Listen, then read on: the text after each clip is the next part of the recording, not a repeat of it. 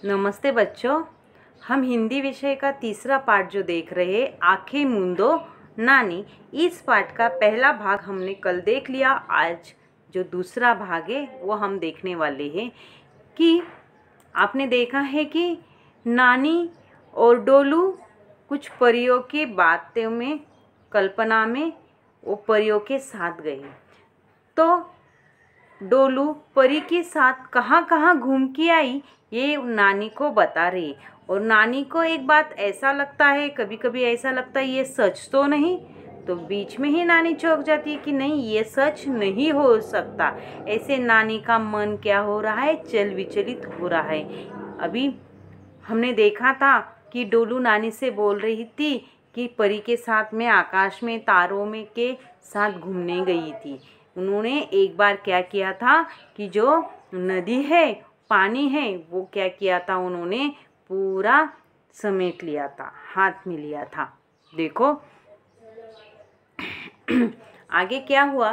फिर नदी को उठकर, और पानी भी, नदी को भी उठा लिया और पानी को भी।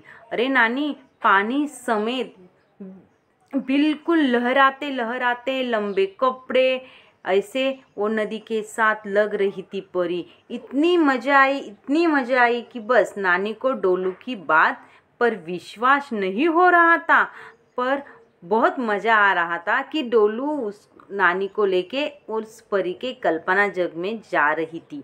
तो नानी को भी छोटी बच्ची जैसी बहुत मज़ा आ रहा था, इसीलिए नानी उसको कुछ ना कुछ बीच बीच में पूछ रही थी।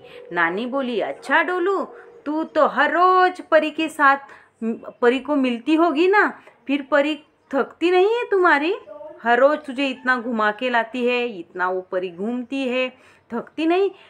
फिर नानी को डोलू ने बताया कि हाँ, परी थकती है, लेकिन वो कहाँ तक कब थकती है, काम करने से नहीं थकती है, लेकिन उस पे किसी ने विश्वास नहीं किया तो वो थक जाती है। सुनो सुनो नानी, एक बार ऐसे ही क्या हुआ था, परी मुझे बोल रही थी कि ये जंगल में क्या करने वाली हूँ, पूरी निगल कर लेने वाली हूँ, यानी अपने अंदर लेने वाली हूँ। तो मुझे ये बात सच नहीं लगी, तो मैंने उनको इतना अपने बोलते हैं ना अविश्वास दिखाया। तो परी को वो बात अच्छी नहीं लगी, परी थक गई। परी ने अपना मुंह उतर लिया, यानी बहुत नाराज हो गई, उदास हो गई। फिर मुझे लगा कि परी को ये बात क्या नहीं लगी है, अच्छी नहीं लगी है, इसीलिए परी क्या हो गई है, थक गई है। ये बात मेरी गलती जो हुई थी, वो मैंने क्या किया, तुरंत उस गलती को सुधार लिया। मैंने तुरंत परी पर विश्वास रखा कि परी सच में जंगल क्या करने वाली है, निगल लेने वाली है। तो परी ने वैसे किया और मैं चकित हो गई। तो मैंने परी को पूछा कि तूने जंगल पूरी तरह से निगल लिया है, तो वो मुझे क्यों नहीं दिखाई दिया? तो परी ने बोला कि तुझे वो जंगल देखना है क्या मेरे पेट के अंदर? मैंने बोला हाँ। तो परी ने मुझे क्या किया, उस एक यंत्र मेरी आँखों पे लगा दिया, एक यंत्र लाया और मेरी आँखों पे लगा दिया और बोला कि अभी मेरे पेट की तरफ देख तू क्या है। तो मैंने सच में उसकी पेट की ओर देखा, तो उस पेट में पूरा की पूरा जंगल मुझे दिखाई दिया। जैसे कि बड़ी बड़ी पेड़ हिल रहे थे, नदी बह रही थी, हवा आ रही थी, ये सब वहाँ मुझे उसकी परी के पेट में दिखाई दिया। मैं तो बहुत चौंक गई नानी ये देख के। जंगल तो परी को बोला कि अभी तू जंगल अपने अंदर ही रखने वाली क्या, उसको बाहर नहीं निकालने वाली क्या? तो परी ने बोला नहीं नहीं, जंगल तो हमारा दोस्त है, हम सबका दोस्त है। जंगल मैंने बाहर नहीं निकाला तो कैसे हो सकता है? ऐसा तो नहीं हो सकता। अगर जंगल खत्म हो गया तो जंगल खत्म हो गया तो कैसा होगा?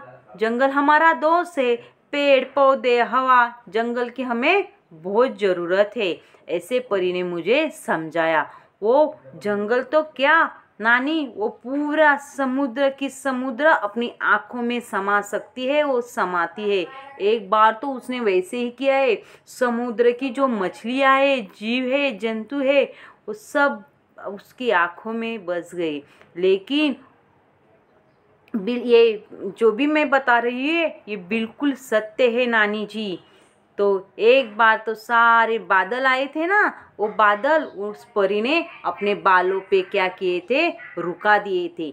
लेकिन बहुत देर तक उसने रुकाया नहीं उस बादलों को अपने बालों पे रुकाया था। वो उन्होंने बाद में छोड़ दिए, क्योंकि हमारे धरती पे बारिश ही नहीं होगी तो कैसा होगा। उन्होंने मुझे समझा और उन्होंने तुरंत क्या किया, उस बादल को धरती पे भेज दिया। नानी ये जो सब मैं बता रही वो बिल्कुल ही झूठ नहीं है, समझ लो ये सब क्या है, सच है। ऐसे परी ने नानी को बताया। Thank you.